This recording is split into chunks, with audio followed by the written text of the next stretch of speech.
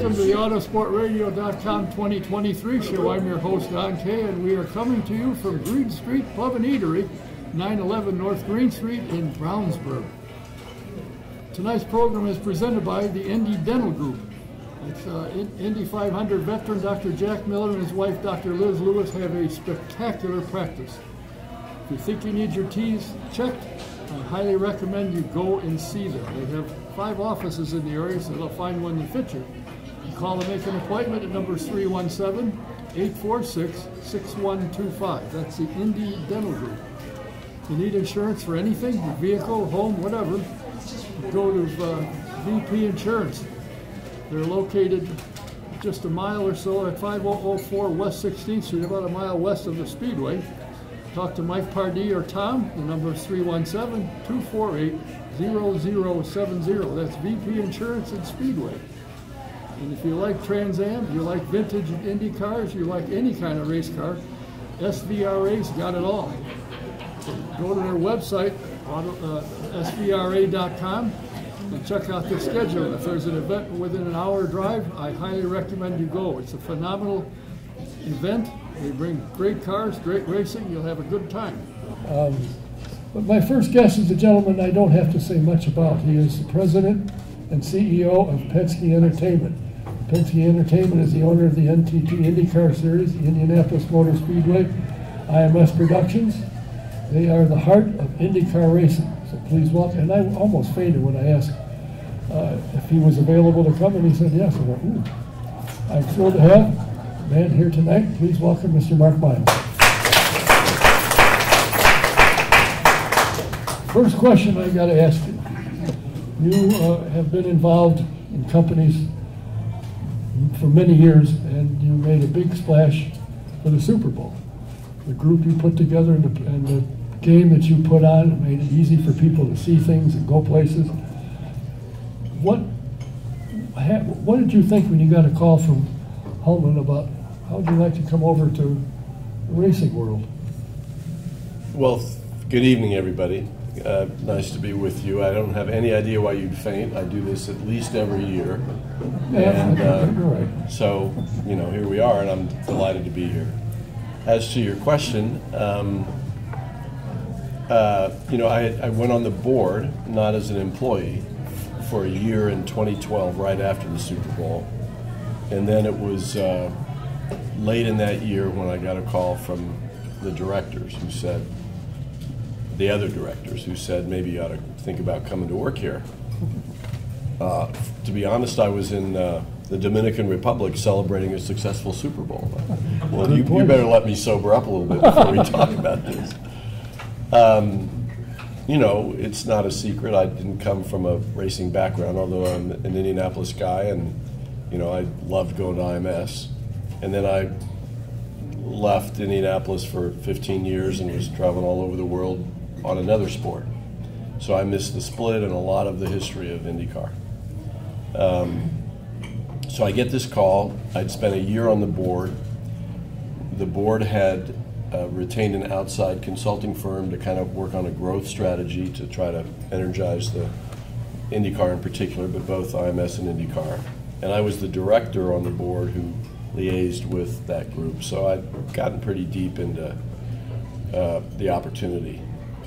I thought, look, I've done big events, whether it was the Pan Am Games in Indianapolis or the Super Bowl, and I'd done a league.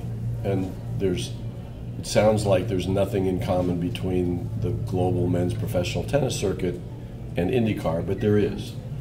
Leagues do the things that leagues do, which are make rules, make schedules, sometimes sanction or fine your talent, if they violate the rules. Work with the media, sell television rights, sell sponsorships. So all those things were similar, and in the tennis context, it was very international. And of course, that's a great strength of both INDYCAR and IMS. So I thought, well, I don't know anything about cars, but we do have a lot of engineers, and if I can just get smart enough to ask the right questions, maybe I can help. And look, I'm from Indy, and like everybody in this room and other people who didn't grow up being huge race fans, we all cared about its success. So I thought if I I might be able to help, and what could be more important, having moved back from 15 years abroad to give it a shot. And what you did for the tennis is astounding. I mean, you took people that were playing for $100 a day and built it up to where they, and increased the following of tennis worldwide without any question. So it seemed to me, when I had seen that, I thought, you've got to be the perfect guy to come in here because you understand. You might have been the only one that thought that, because look, I got it. You know, I didn't grow up at dirt tracks much, and I didn't follow INDYCAR that much. For me, it was IMS, and but you know, I remember from my earliest days being at my family reunion on Memorial Day weekend and listening on the transistor radio to the races. So I hoped I could help. Well, now you're in it. 11 years of it. Yeah. Time flies. But when Roger took over, he offered you the presidency and CEO of Penske Entertainment, who is the company that owns everything. Was that a tough decision, or were you looking to go, what, do you have to take a pill? No, my watch clicked. So. Oh. Was that a tough decision to stay here with and work for Penske Entertainment? Not at all. We had been making good progress, right? I mean, you and I have talked every year at least a couple times, and in 2012, INDYCAR was sort of stabilized. It was a few years after the unification, but nothing like its best self. And I think we had made a lot of progress. I think the 100th running in 2016 was fabulous, and so, and you know, things around the track were definitely improving, and INDYCAR was getting better. So, you know, I didn't feel like it was anything like, I still don't feel like it's anything like a job done. We got a lot of ramp, a lot of room to take this sport to a whole nother level. And so when, to me, it made all kinds of sense, with all due respect to the Holman George family, to sell the company, and there couldn't have been a better buyer than Roger Penske. And he's proven that every day to me, and I think all of you. So, and I knew Roger because he was, at least, if not the most important stakeholder among the team owners. He was right there at the top, and so we had a relationship. And I thought it was my responsibility to help, if I could help. And if he didn't think I could help, then I wouldn't be there. So it wasn't a hard decision for me at all. If he thought it made sense, then I wanted to do it. It seems to me, and I don't go to anywhere near the races. I used to go to 60, 70 races a year, including almost all of INDYCAR. I don't do that much traveling anymore, but I do keep up with everything on Peacock. And if I see something, I wonder, what in the world is that? I know enough people to call and say, what was that about? So, and it seems to me that the crowds, for the most part, with one exception, last year it seems to me, have been picking up. The viewership seems to be picking up. The word is out that if you want to watch competitive car racing, INDYCAR is the place to go. And the drivers that have come in from Formula One in Europe love it, because they said, we may not be the best team in the world, but we're one of 18 that can win on any given weekend. Yeah, it's the racing. You know, fundamentally, you can't sell a bad product. And in this case, it's not really a product, it's a sport. And the sport has to be compelling. Fans have to think that's really cool. I want to watch it. I don't want to know who's going to win before it starts. I want a contest. And boy, does INDYCAR deliver on that. I think it's a driver's circuit. I think it's incredibly competitive. And I think the fact that we had our highest total television viewership this year since 2011 is indicative of the fact that people are figuring it out. And oh, by the way, we're not running against anybody else, but did you see the television audience announced today from the Formula One race in Austin? No, I haven't looked at that. I saw it, but I didn't look that up. It's better that you say it than me, but since you're not going to say it, I'll say it. It was down 22%. Yeah. And look, there's a part of that. I mean, Austin is one of their U.S. races, one of the three biggies. The third hasn't happened yet. And in many respects, they've done a phenomenal job of promoting Formula One. There's no question about it. But I think it all starts with the racing. And I think they're going to have to figure that out, because I sure like our rate. I'll put ours up beside theirs anytime, and I think fans will vote for us. Well, I don't think there's any question about that, and that's what these drivers have come from. We can be competitive in this series, where if you're not with, driving with Mercedes, you're out. I mean, you're just there to fill the field. Would we have 9 drivers this year on a pole, 7 winners, if I remember correctly? And if you look at the total number of drivers on the podium, I think it was 14 or 16. Every weekend is a real sporting event. You don't know what's going to happen before it starts. And even if we have 3 or 4 big, sort of 800-pound gorilla teams, between their cars, you don't know what's going to happen, and they can be beaten. So I think that's very attractive to drivers from all over the world, and I think it's great for fans. It's very interesting, and something that caught everybody's attention this year when the schedule came out. Back to Milwaukee. The first 25. I thought you might like that.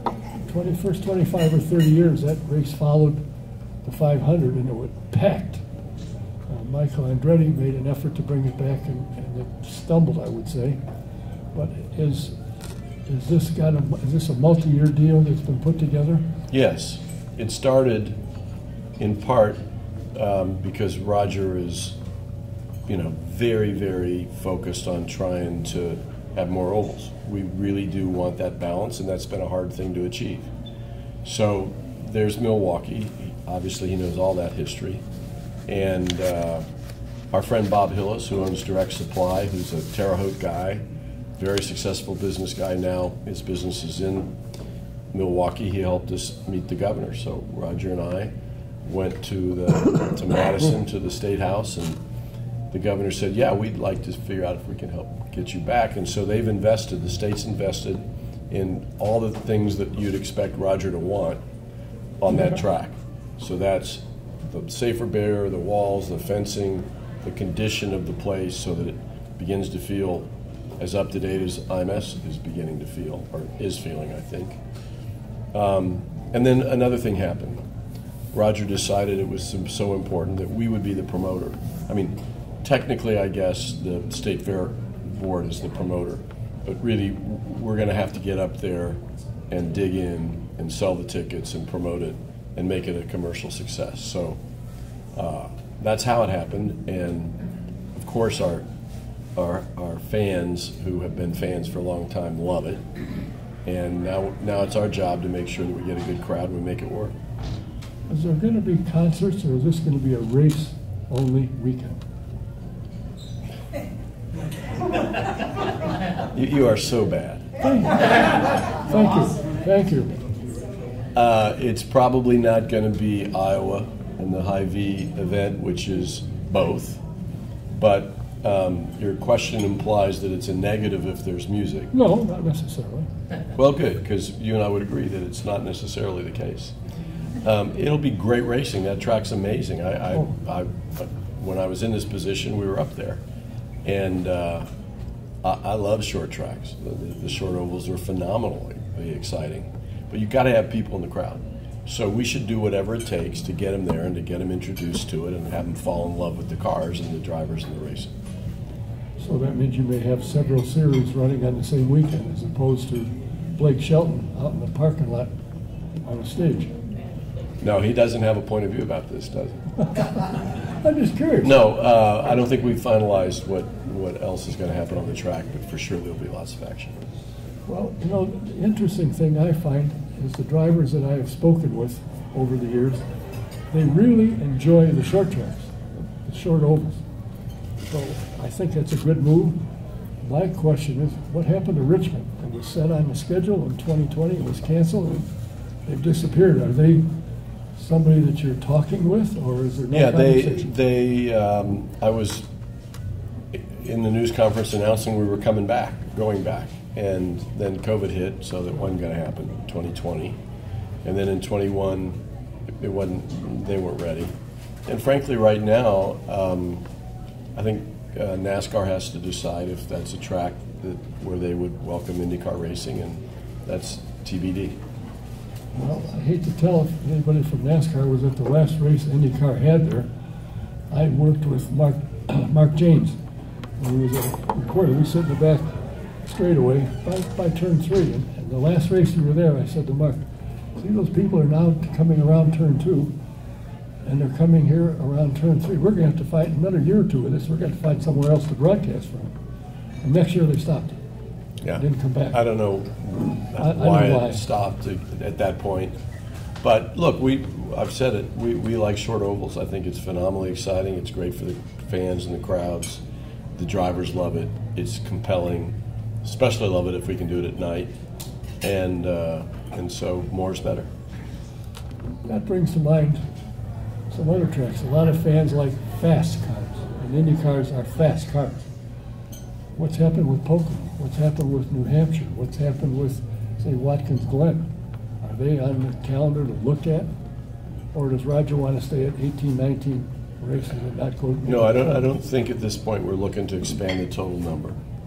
So if we go to a new track, it's more than likely to be kind of pruning the races we've got. If there's one, look, anybody go to Pacer games ever?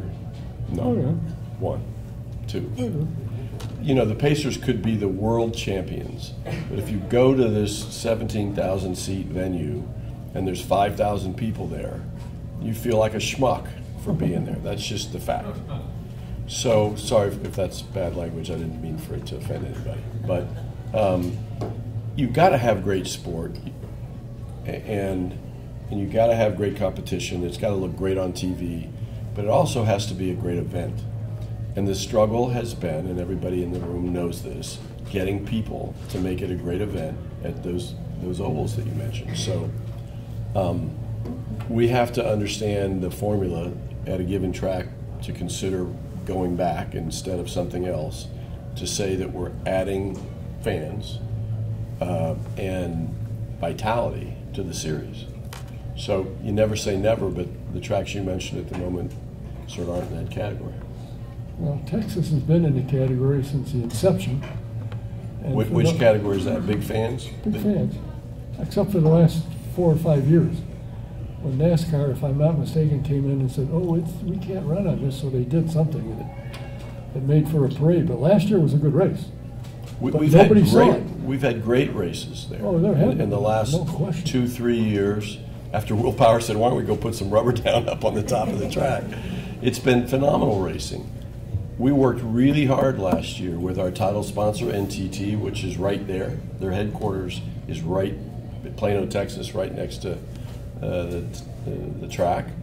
And Roger invited his, I don't remember the number, 6,000 employees who were, come watch the race, and on and on and on. And we did not get a great crowd. Right. It might have been a little better. Nobody quite understands why it isn't what it was, but the reality is I think for most ovals, for NASCAR at ovals, it's tough to get the kind of crowd that you have in your head that had been the case for a long time. So we think about great sport, we love ovals, we like fast, that is the brand for IndyCar, but we don't want to do that in front of nobody. We've got to have a crowd that speaks well for the league. And I agree, and there were times. In fact, I remember talking to, I just forgot his name, the promoter. Eddie Gossett. And he was kind of chuckling. I said, what are you laughing about? He said, that damn Jerry Jones scheduled a game against us that's tonight. He drew 100,000 people. I don't think Jerry did quite that well. But he drew 100,000 against the Cowboys. Yeah, those were the days. That's exactly what we want. But the reality is right now, whether it's Formula One this time of year after the NFL starts, or it's NASCAR, just look at how many people watch. It's really important, as I've been saying, how many people are in the stands watching. Really important. It's also really important how many people watch on television. In fact, there will always be meaningfully more people watching on television as fans than you can get to a track. It is both NASCAR during the the climax of their season and Formula One, at this point in time, watch their television ratings go south because you've got college football and the NFL, and you can say, I don't care.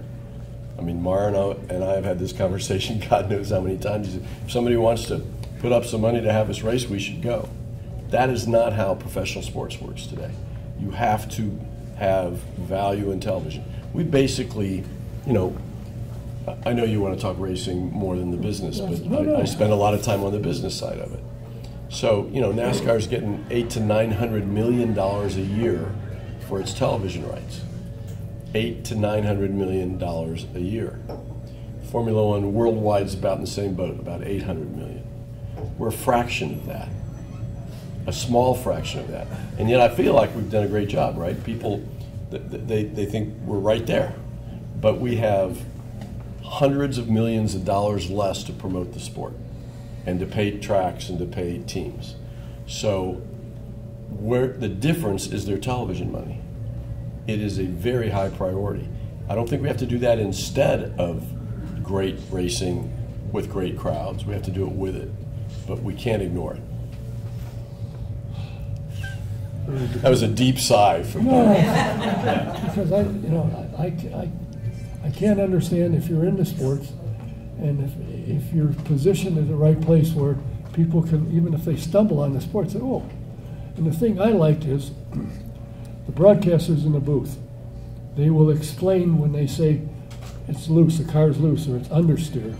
And somebody listening that's never seen it before, what the hell does that mean? They explain it. You know, Scott Goodyear used to do that, and he got yelled at. Because why do you keep repeating it every race? Because there's new people watching, and they don't know what it means. So I think the broadcast team, in my mind, is as good as they've had. Yeah, I think NBC, 2 years, this is the third coming up, has been a terrific partner. They've put good people in the booth, and basically most of us think about that from an NBC point of view, the network, the old network we could watch with the rabbit ears, right? But it's also true, you said you watch Peacock. I mean, everything you can see on NBC you can watch on Peacock and more. So if you are a cord cutter and you want to stream, you get the same talent and the same explanations, and it's also practice and qualifying and all the rest of it. So I think they've been a terrific partner, and they certainly have contributed usefully to our growth. Well, with Texas off the schedule, it has been said a number of times, they're not gone. It's just this year. So is the $1 million challenge, is that the replacement? No. Oh. How did that come about? Well, we had, so you know what he's talking about. He's talking about what last year was a test in Palm Springs, California, right, at a very upscale, exclusive place, which is really private. And they did a superb job of hosting us, but it was a private test, basically. They came back to us, and we weren't going to be able to be in Texas, and said, what if we run a race? And we said, well, it would need to be made for TV event. We're not, they don't want, and we're not going to be able to put 20,000 people there as fans to watch the race. So it really, and it's been talked about how expensive it is. Yeah, they're trying to get $2,000 a ticket, but they're not trying to sell it to us. They want to sell 2,000 or 3,000 max. It's really with hospitality and all that. It's still a kind of made-for-TV event, but they're going to have some high-end folks have the opportunity to be part of the hospitality and all that. So we said, okay, we'll do it. And it's going to be a great payday for the teams. It's different, and people pay attention when you do something different, so hopefully it'll help us get some more attention. But it's not for points. It's not a proper championship race event from our perspective. And so we're going to go back. And NBC loves it. They think it's different. They can get some more attention in the spring for it. What happens after that remains to be seen. What we've said is we're not ruling out going back to the Texas Motor Speedway, and we have said we want to be in the Texas market. So, you know, let your mind wander. There are any number of things that might be able to make getting in the Texas staying or getting back to the Texas market work in any number of ways. How much of a stumbling block is the fact that NBC is televising all of the Olympics right in the middle of the season when there's no coverage, now you're stuck. You're stopped. Yeah. Well, it's not a surprise, right? No. NBC's got the Olympics has had it for a long time. Will have it for a long time. In tennis or anything else, in the summer. And if you're not on NBC, if you're on NBC, is that you or me? That's me. I got to take a pill or something. We'll take the pill. I'll hold your mind. If you're on NBC, you really aren't going to compete in that time frame. If you're not, good luck. Yeah. Because even if you're not on NBC, you can get on and you can get an audience, but most people are going to watch the Olympics. So it's not a surprise. It's the whole world of sports, whether it's golf or tennis or fill in the blank. It's very tough to get a good audience during the Summer Olympic Games. How do you compare what you accomplished when you took over tennis to what INDYCAR is looking to accomplish and what you want to do to build it? When you built tennis, made it a world competition, and the players that played, everybody knew. I mean, they became world famous. Is there any comparison between that and what you're trying to accomplish here? Obviously, a number of drivers people know. I mean, you mentioned Scott Dixon. Oh, yeah. Is there any comparison between the two of building INDYCAR to try and reach that goal? Yeah, I don't grade us against tennis, but I think there's a lot of commonality in the things that are important. You got to have great competition. In tennis, in my earliest days on grass courts, this is more than you all want to know about tennis, the game's too fast, and the servers were winning points on the serve, and you couldn't have a point because it was too quick. So we did something about that to make the competition better. I think our guys, our engineers, Jay Fry and the team at INDYCAR, put a great races, great competition on the track. So we had to make some changes to make that true in tennis. I guess we're building, but without it needing to make radical change for the most part in racing. But then we had to be better promote. First thing we had to do is get all the constituents together. If you're trying to run a professional sport and everybody involved in it has a different idea, and there's no consensus around the strategy and what you're trying to do, good luck doing it. So we had to get the tennis players, which are much harder than the racers, to understand the idea, the strategy, and to get behind it. That was hard, really hard. I love this sport in part, and I remember because I think the team owners and the drivers to a huge extent are hungry, they want to see it grow, and they want to be part of the growth, so they're very helpful. When I talked to some friends when I was thinking about taking this job, I said, are you out of your mind? Racing is impossible. Think about what had happened years before. You can't get everybody on the same page, and all the history comes out. And so what I said when we started is, I don't want to hear another word about the split. Frankly, I haven't even read the books, and I was in Europe most of that time. What I want to talk about is what's next. And this is what we think we need to do. Tell me if you got better ideas. But let's quit looking in the rearview mirror. And you know what? It took a little, people had to realize that I was serious, that we're not going to have another hour-long conversation with 20 former owners about what happened, because it doesn't do any good. And that was part of getting the racing community on the same page. But once we got everybody kind of over the rearview mirror problem, I think they're great. The team owners want to pull together to get stuff done. I think about what's going on right now in Formula One, for example, what happens with NASCAR. I love our INDYCAR paddock for that. The drivers are brilliant. I mean, forget about on the track, they're great drivers. But I couldn't take a lot of the tennis players to, a Wall Street private client event and a Riley Children's Hospital event. A lot of them might go to the hospital, but they wouldn't. I didn't want to take them to a banker's event because they couldn't talk to a banker. That's not true for a single INDYCAR driver. They all are really great drivers, but they're great promoters of the sport, and they are happy to do it. In tennis, you had to call somebody's agent to say, I need him to do an interview. And that just isn't the case in racing. So, you know, you got to work on all the same things, but I really like this sport and the opportunity we have. Well, you were at the announcement when it was announced that Roger was going to buy the track.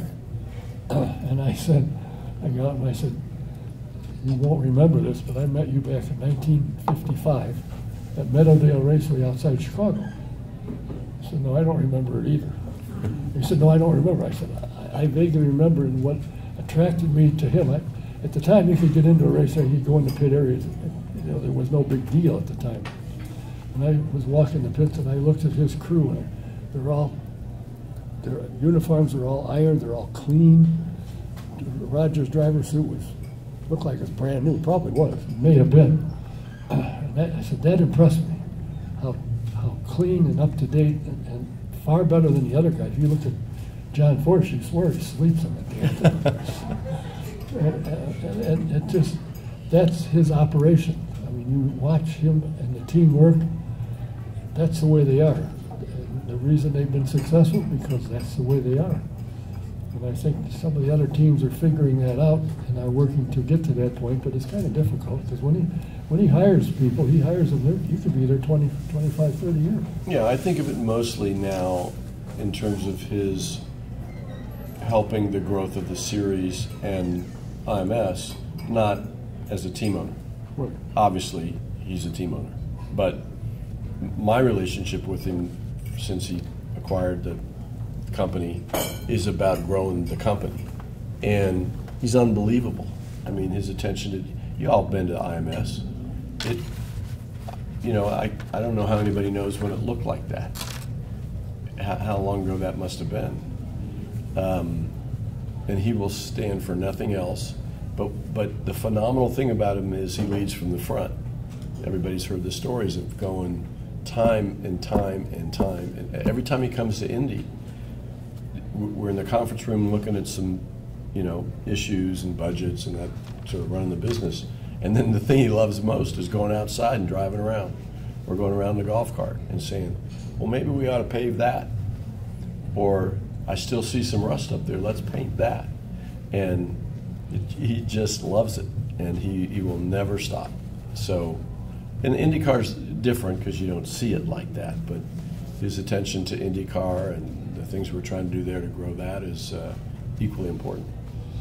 Well, the thing I hear that's very, the people are surprised that work there. You go to a meeting, and he doesn't care if you're selling apparel or you're a track official. If you've got an idea, he'll listen. Because you never know where a good idea is going to come from. You might not think the guy that's selling T-shirts in your apparel store would have an idea, but he will listen to anybody. Yeah. I mean, you don't want to be a fool and waste everybody's time, but that almost never happens. We have a really good group. And he wants ideas, and it's all about anything to make everything better. So that comes from everybody, as you're saying.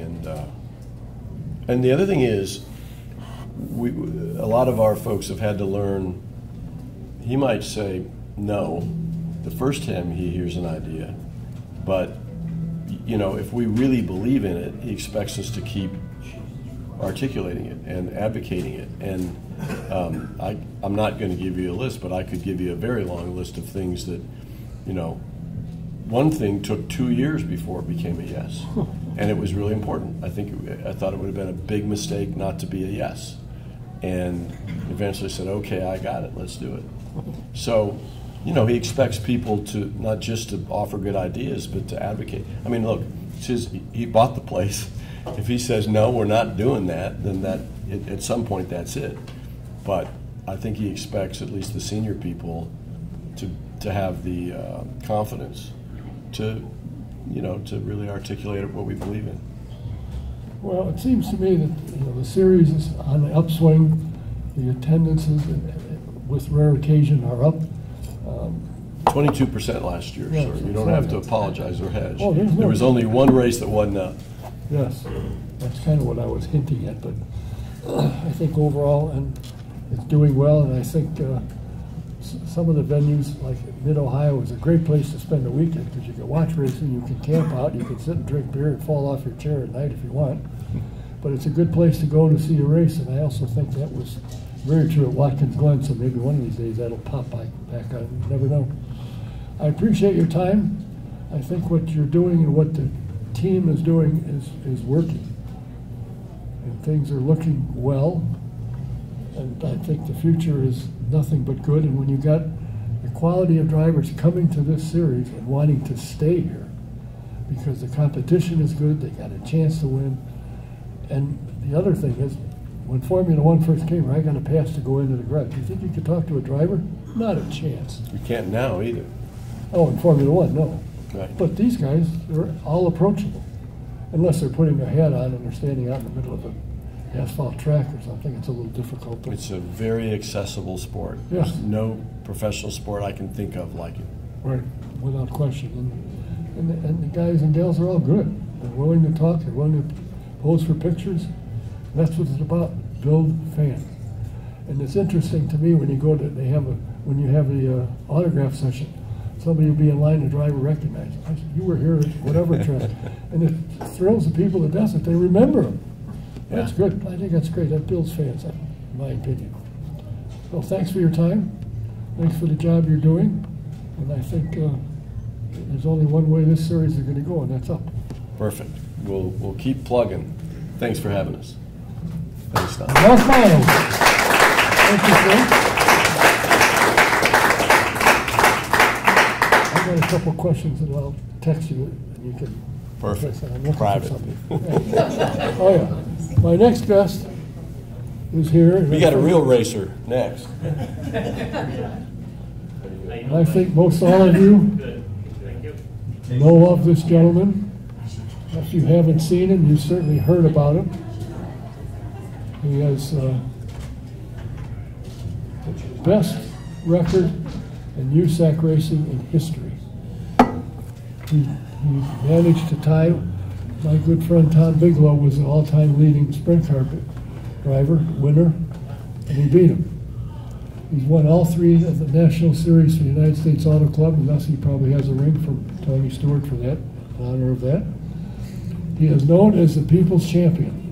Please welcome the now retired Dave Darland. Thank you, guys. Appreciate that. Been a long time. Yes, I haven't talked to you in a couple of years. What's it like Friday night when you took off your helmet and your driver's suit and said, that's it? Did you want yippee or, okay, let's move on? Yeah, we lived in Lincoln for a long time and then moved to Atlanta, Indiana now. So Where is that? it's just south of Tipton a little bit, so Oh, okay. south of Kokomo by 15 miles. Oh, I see, okay. You're an empty nester now, so just the two of you?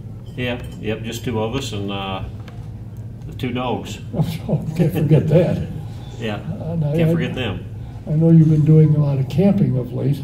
Yeah. And currently, in fact, when you called me, it had been raining that weekend. I said, I bet you enjoyed that. Well, it was a little wet. But is that what you're looking to do to kind of unwind from 40-some years of racing? Yeah, we went camping up in the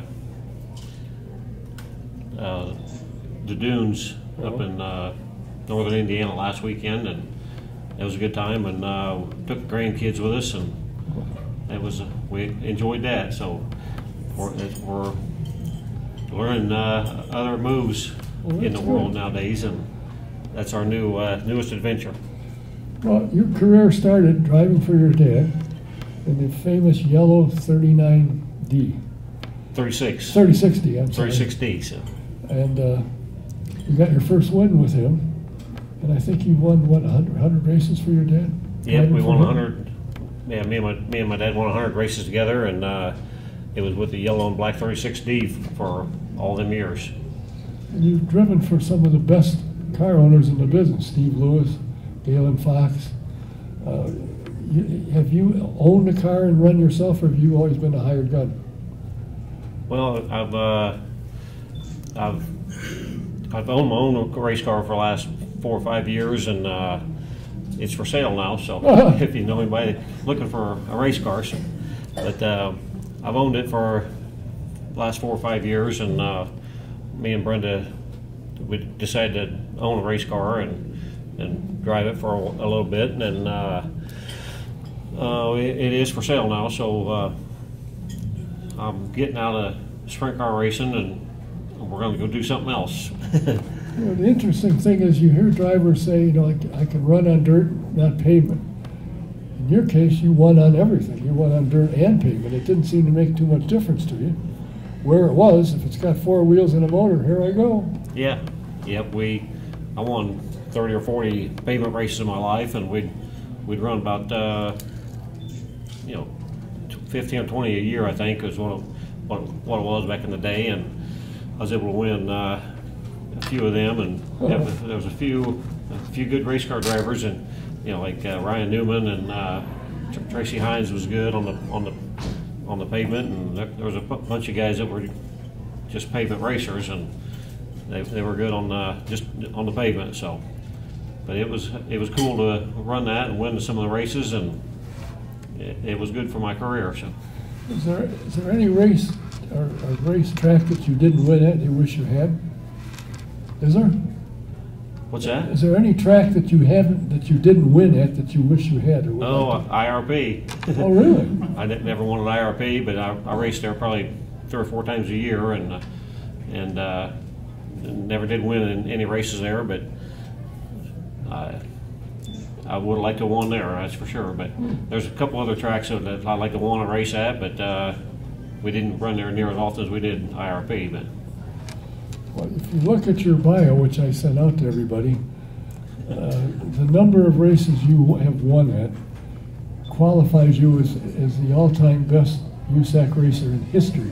And there were some pretty big names that went on to INDYCAR and made a name for themselves. Yeah. And you beat them all. You won them all. Yeah. Yeah, we won, and I was the third one to win the Triple Crown, the third, win the 3 points in the 3 in the Silver Crown midget and sprint car. And Tom Bigelow, I think, it wasn't Tom, it was Pancho Carter won that first in the 70s, and then Tony Stewart won all 3 of them in 1 year. 1 year. Yeah. And then I was the third one to win the 3. It wasn't all in 1 year, but I won them all 3, and that was good for me, so my career. So, did you enjoy? Sorry about that. That's all right. Did you enjoy one of the series better than another? Did you like sprint cars best compared to Silver Crown and midgets, or did you like all 3 of them and would run whatever is available? You go. Well, they're all 3 different. You drive them different. With the midget don't have a lot of horsepower, but it does really, but not. You just got to drive it a little different than the sprint car or Silver Crown. But in the Silver Crown, they run on big tracks, and they're high horsepower, but 355 engines, so they're a little less horsepower than the sprint car, but they still get up and go. So. Oh yeah, and you won the Hoosier 100 3 times? Yeah. Yep. I mean, that's quite an accomplishment in and of itself, because some of the biggest names in motorsports who ran there didn't win them 3 times. You did. Yep. It was big, and back when I used to win all them races, it was USAC was pretty heavily, a lot of cars in all the divisions. It was good. So. It seems to me that the Silver Crown car count is picking up. It started to pick up when Davey Hamilton came on board and wanted to build it, and some of the cars came off the shelf and running. And sprint car count seems to be fairly decent, and the midget seems to be picking up. Is USAC starting to climb back up again, you think? I think so. Yeah, they're starting to get a lot of Silver Crown cars again, and sprint car has always been good, and the midgets are pretty good too. So you can't complain about the car counts, and sprint car gets a lot of cars during the speed week or sprint week, and then Silver Crown they're up to 30 or 35 cars now. So. Yeah, that's starting to pick up. Yeah. A couple of weeks ago, we had a young lady here by the name of Kaylee Bryson, And she was the Silver Crown Rookie of the Year, which she was after, and finished fifth Yeah. in national points, which is what they were aiming at, and they accomplished it. So look out for her. And the funny thing is, her career for the first 8 or 9 or 10 years was all on dirt. Now she's in pavement and loves it. Yeah. So the cars are faster. Yeah. You got to be careful with the tires. You can't slide them around, but Yeah. the cars are faster. Yep. Is the driving talent today as good as it was when you first came along? I mean, there was the Tony Elliott's and the guys you had mentioned, Dwayne Carter and Pancho. Are the drivers of that caliber? I mean, Justin Grant now is taking sprint cars by storm. But is it the quality of competition what it used to be, or is it better? Well, it's about what it used to be. They're all pretty good drivers, and there's just not quite as many as there used to be. But used to get 50 or 60 or 70 Silver Crown cars at like the Hoosier 100 or IRP and places. So it used to be pretty big, and it's still pretty good. But it used to get a lot more, twice as many cars as they get today. So. Have you run the Chili Bowl? I never won, but I ran it a bunch of times. Yeah. I got five top fives That's not bad. on the Saturday night. I made like 11 or 12 in a row at the Chili Bowl. So the A mains, and there was 250 or 300 cars there for that. So I forget how many there were, but there was quite a few. Yeah. Quite a few race cars. It's one of the biggest races for sprints, without question. It seemed to me at one time, and maybe still do, but maybe you don't have to. You worked a regular job. Oh, say what now? You worked a regular job Monday through Friday. You had a job. You went to work in the morning like every Yeah. other stiff. Yeah, I did. Working for Bob Fox right now at over in Lafayette. Work for him, and for 3 days a week I work over there, and I work for Dallas Mulvaney too on 3 days a week. So How do you get away to go camping with your camper?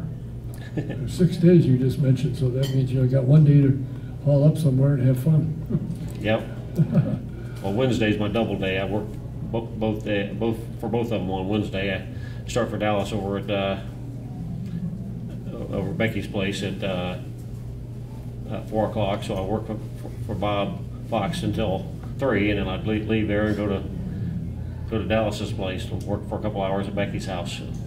Boy. So you're retired from racing, but you're not retired yet. Right.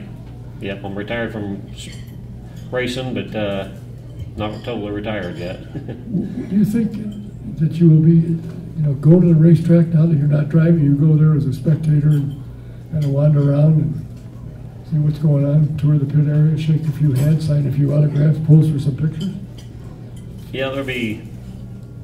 I'll still go to quite a few races, but Kokomo and Gas City and IRP, I guess, when they run down there with Silver Crown stuff, and probably just some local area races I'll go to on some occasions, and maybe get a job doing that one of these days. Between you and Tony Elliott, it's pretty well handled, Kokomo.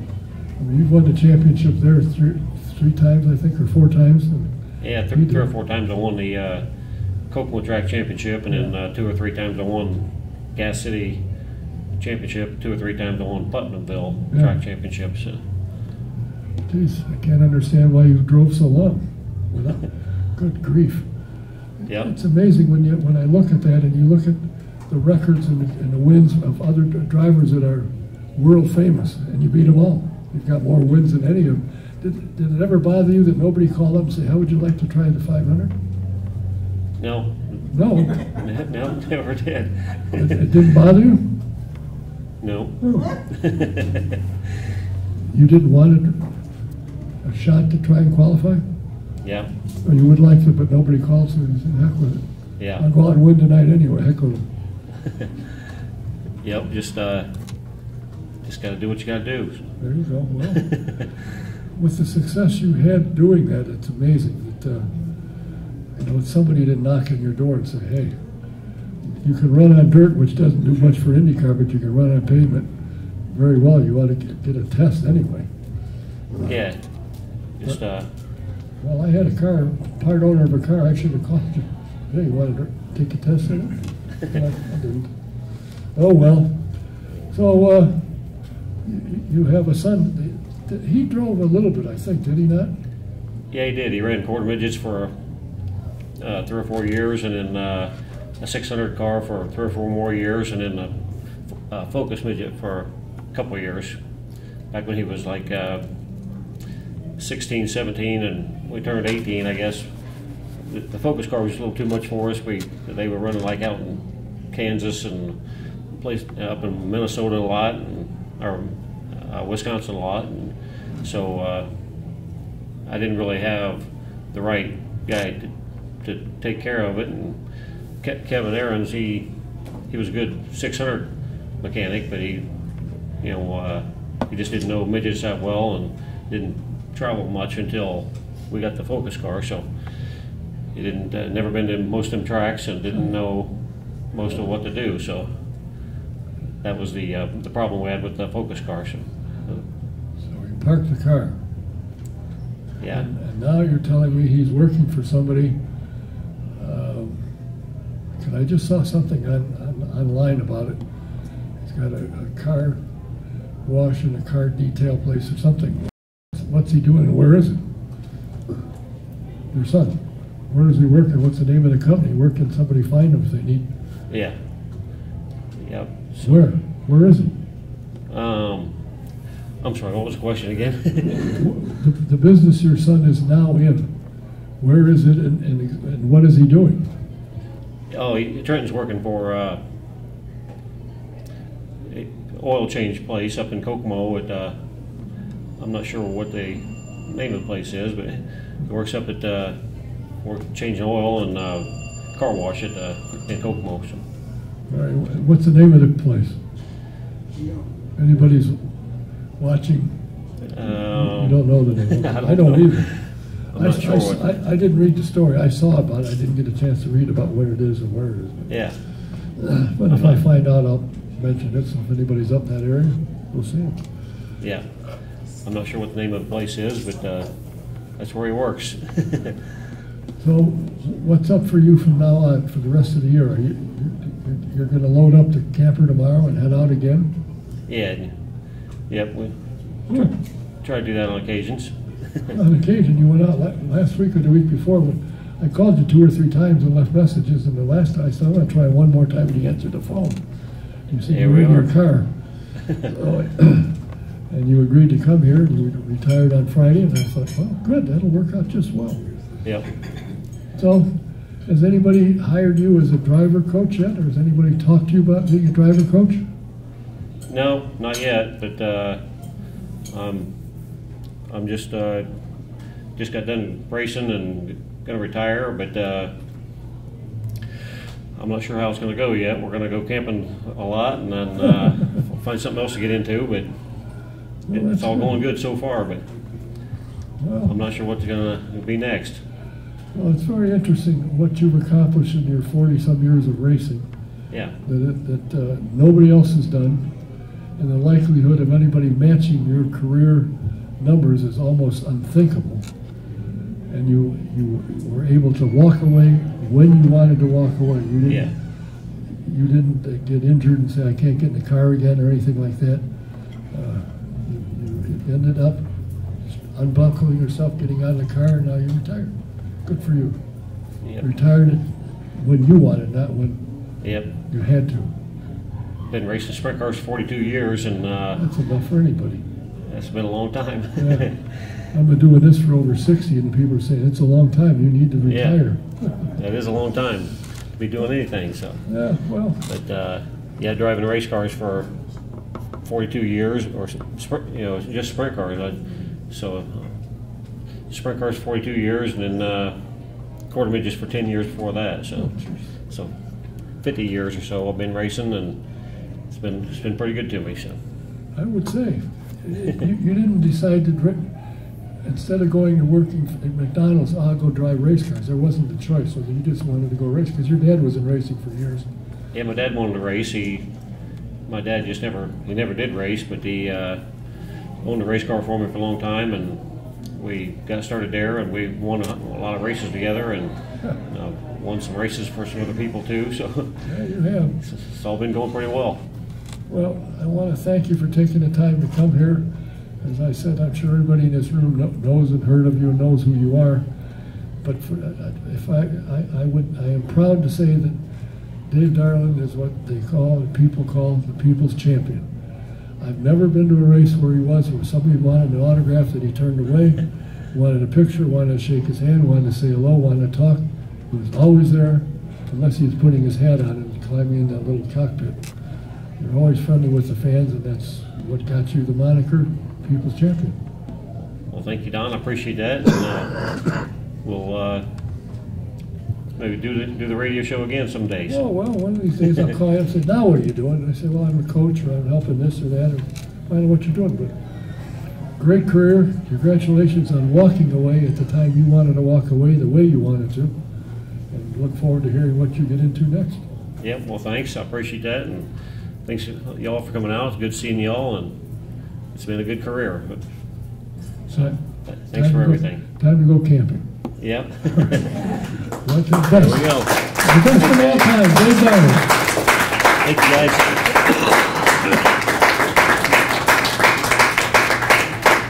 Our next program is scheduled to be November 7th.